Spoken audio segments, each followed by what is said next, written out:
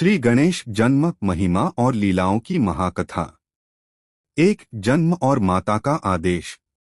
कैलाश पर्वत पर भगवान शिव और माता पार्वती का निवास था। एक दिन माता पार्वती स्नान करने जा रही थीं। वे चाहती थीं कि कोई भी उनकी अनुमति के बिना अंदर न आए। उन्होंने अपने शरीर पर लगी हल्दी और उपटन से एक सुंदर बालक की मूर्ति बनाई, उसमें प्राण फूंक दिए और उसका नाम रखा गणेश। माता ने कहा, बेटा मैं स्नान कर रही हूँ, तुम द्वार पर पहरा दो। जब तक मैं न आऊं किसी को भी अंदर मत आने देना। दो, शिवजी से टकरा। इसी बीच भगवान शिव लौटे। उन्होंने भीतर प्रवेश करना चाहा, लेकिन गणेश जी ने उन्हें रोक दिया। रुकिए, माता पार्वती स्नान कर रही हैं, बिना उनकी अनुमति के कोई अंदर नहीं जा सकता।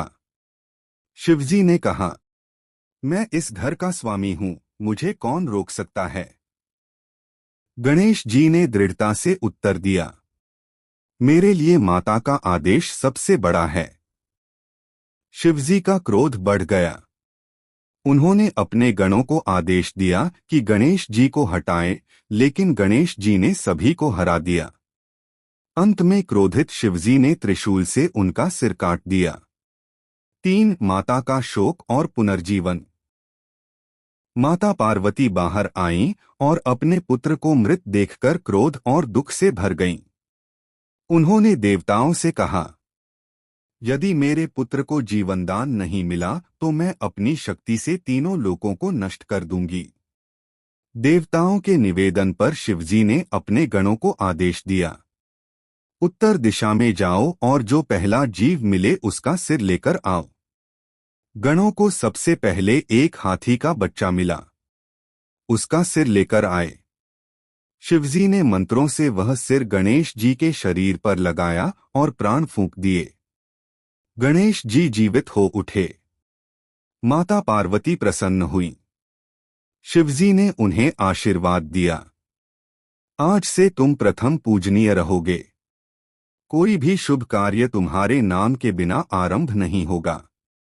4, कार्तिकेय और गणेश ज्ञान की परीक्षा। एक दिन देवताओं ने पूछा, गणेश और कार्तिकेय में कौन अधिक बुद्धिमान है। शिव पार्वती ने परीक्षा लेने का निश्चय किया और कहा, जो पहले पूरी पृथ्वी का चक्कर लगाकर लौटेगा वही विजेता होगा। कार्तिकेय अपने मोर पर बैठकर उड़ गए। गणेश जी ने सोचा, माता पिता ही मेरे लिए संपूर्ण संसार हैं। उन्होंने माता पिता के चारों ओर 3 परिक्रमा की और कहा, मेरे लिए आपने ही संसार का स्थान लिया है।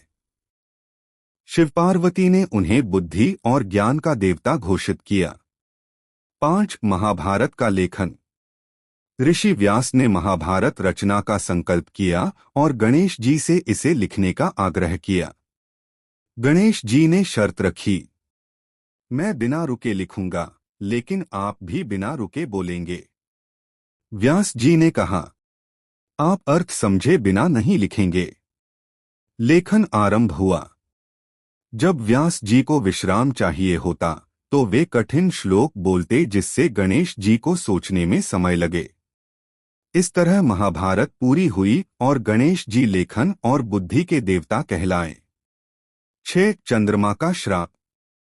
एक बार गणेश चतुर्थी पर गणेश जी ने खूब मोदक खाए और अपने वाहन मूषक पर सवार होकर लौट रहे थे। अचानक मूषक को सांप दिखाई दिया, वह डरकर उछल पड़ा। गणेश जी गिर पड़े। चंद्रमा ने यह देख हंसी उड़ाई। गणेश जी ने क्रोध में श्राप दिया, जो तुम्हें देखेगा वह कलंकित होगा। देवताओं के निवेदन पर उन्होंने श्राप घटाकर कहा, गणेश चतुर्थी के दिन जो तुम्हें देखेगा उसे वर्ष भर में कोई संकट आएगा। 7, विघ्नहर्ता का रूप। जब भी कोई यज्ञ, हवन या पूजा होती, राक्षस उसमें बाधा डालते। देवताओं ने गणेश जी से प्रार्थना की कि वे इन विघ्नों को दूर करें। तब से गणेश जी विघ्नहर्ता के नाम से प्रसिद्ध हुए। 8, अनंत रूप और 32 अवतार। शास्त्रों में गणेश जी के 32 अवतार बताए गए हैं, जैसे बाल गणपति बालक रूप में प्रेम देने वाले, तरुण गणपति युवा रूप में शक्ति देने वाले, महागणपति समस्त ब्रह्मांड के स्वामी, विघ्नराज गणपति विघ्नों के राजा।